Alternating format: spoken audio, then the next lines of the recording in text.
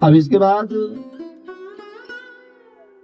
बिच्छू भी निकल के बाहर आ गई, विषैले जीव सब निकल आए, और जो विषैले नहीं थे वो भी सब बाहर हो गए, कुटिया खाली हो गई।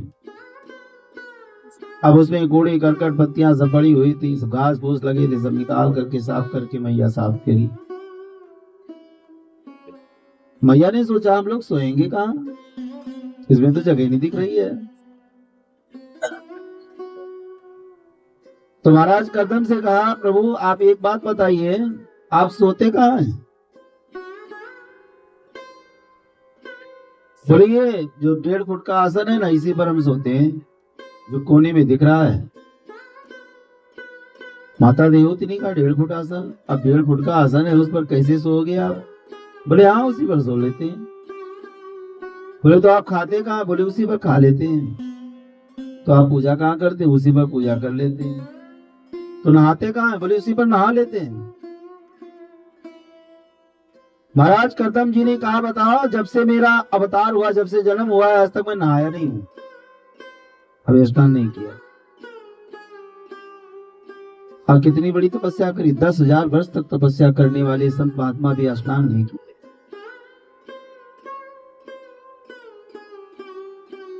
मैया ने कहा अरे स्वामी आप नहाए नहीं?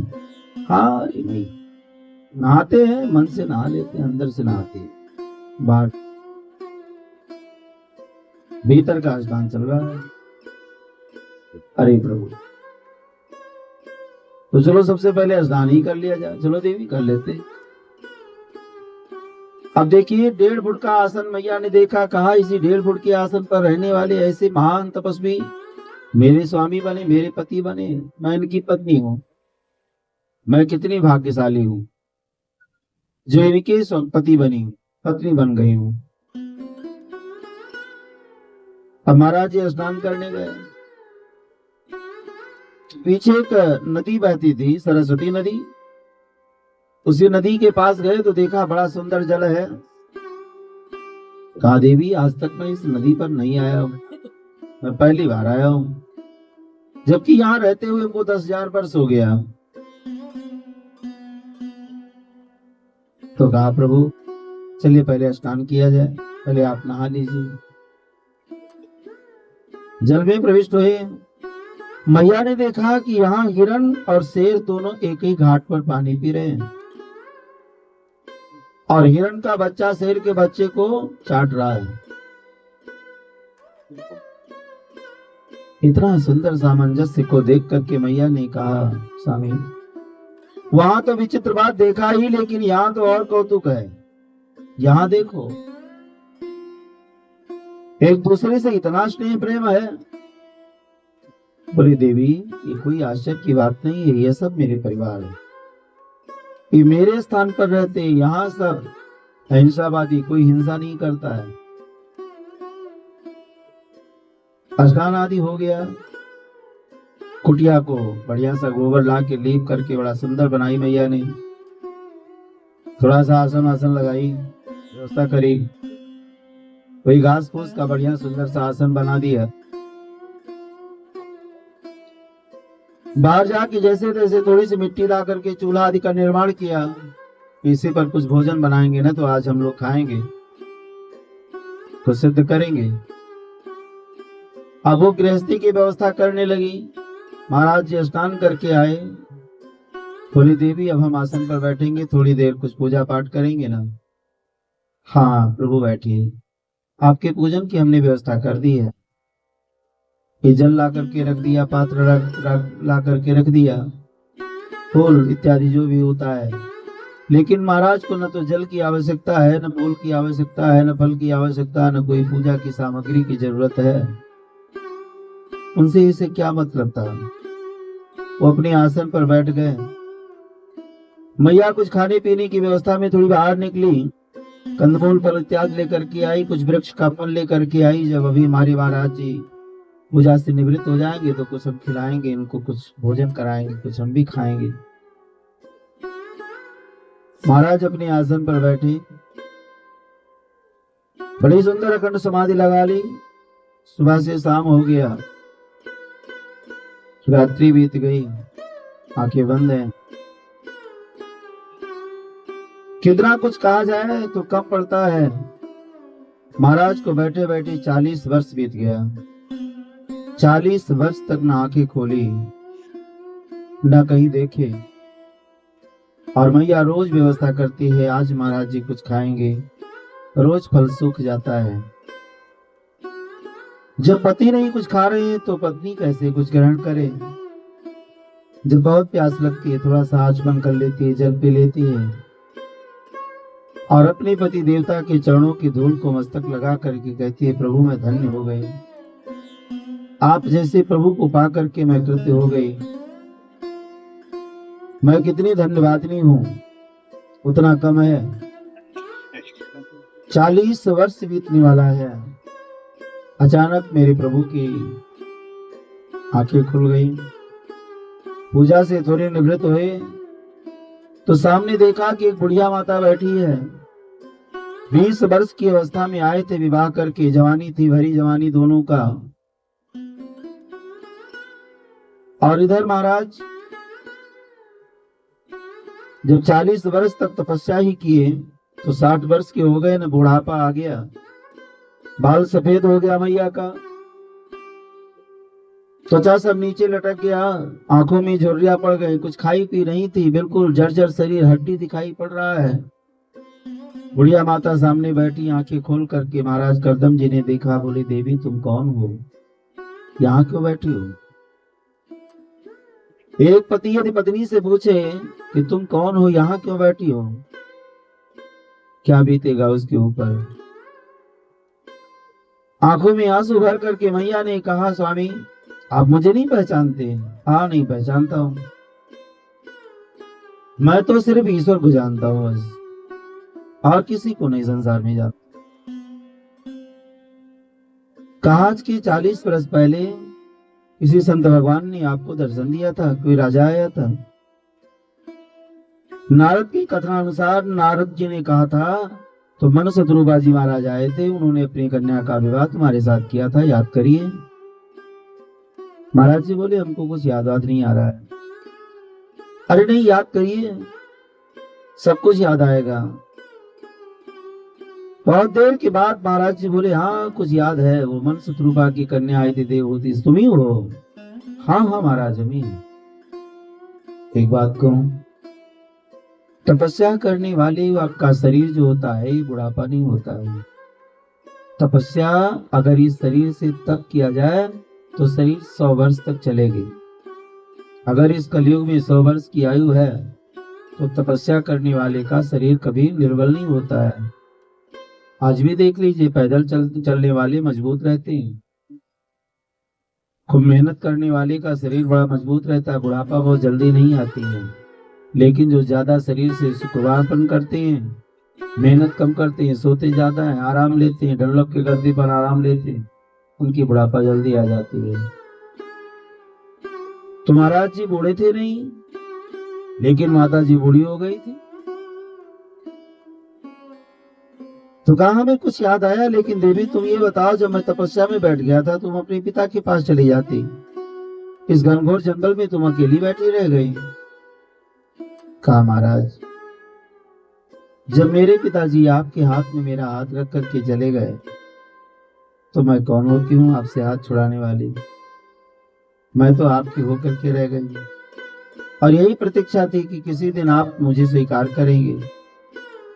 आज आप हमको स्वीकार किए, हम धन्यवाद देते हैं आपको। ये तो प्रभु की बहुत बड़ी कृपा है जो आप पूजा से लीन हुए और पूजा से अलग भी हो गए।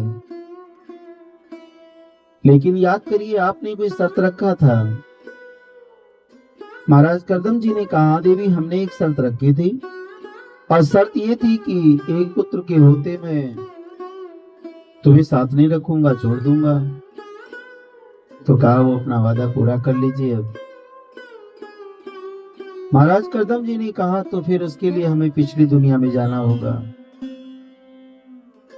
इसके लिए हम लोग चलते हैं पुनः स्नान करने, और माता जी को स्नान कराने के लिए प्रभु जी लेकर के गए। जब सरस्वती नदी पर गए, कहा देवी पहले स्नान करो।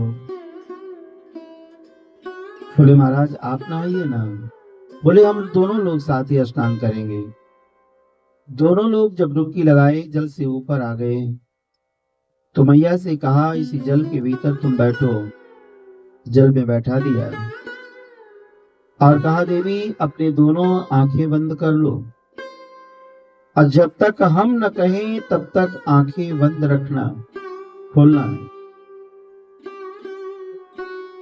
बड़ी देर तक आंखें बंद रखी। इसके बाद महाराज ने जल निकाला और अपने तपोबल से एक बहुत सुंदर उत्तम विमान प्रकट कर दिया।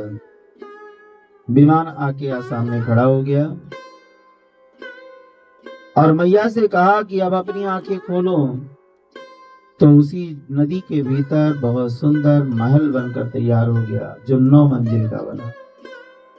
मंजिल का मतलब यहाँ एक घर के ऊपर घर नहीं है, महल नहीं था वो। मंजिल का मतलब था 9 द्वार का एक बहुत सुंदर घर बनकर तैयार हुआ जिसमें 9 द्वार लगे थे। 9 द्वार का मतलब ही मंजिल है। तो महाराज ने कहा देखो अब हम, और जब स्वयं को मैया ने देखा तो इतना सुंदर पाई और 20 वर्ष की भरी जवानी हो गई, दुल्हन बन गई।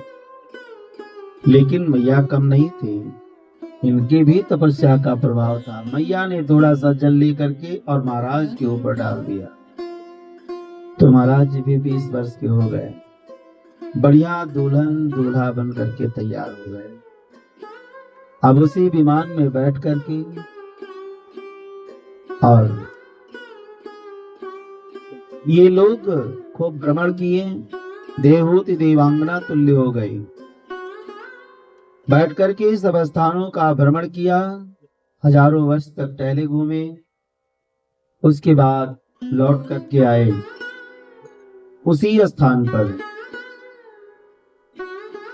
तब महाराज जी ने एकांत में बैठ करके भगवान का भजन करना चाहा। मैया ने कहा पहले अपना वचन पूरा करो फिर तपस्या करना। बोली देवी हम तुम्हें आशीर्वाद देंगे। तो भगवान के कृपा पात्र श्री नारायण जी ने, अब देखिए दोनों लोग तपस्या करते हैं, दोनों लोग महाराज रहते हैं, लेकिन समय दिन गुजरते गए। 9 पुत्रियां हो गई, एक पुत्र पैदा नहीं हुआ। और बात तो पुत्र की है ना,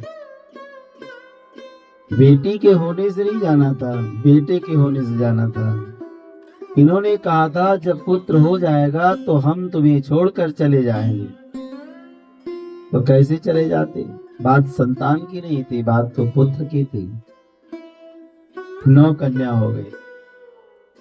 तब एक दिन महाराज करदम जी ने कहा अब हम जा रहे हैं, और कन्याएं सब बड़ी हो गई, विवाह के योग्य हो गए।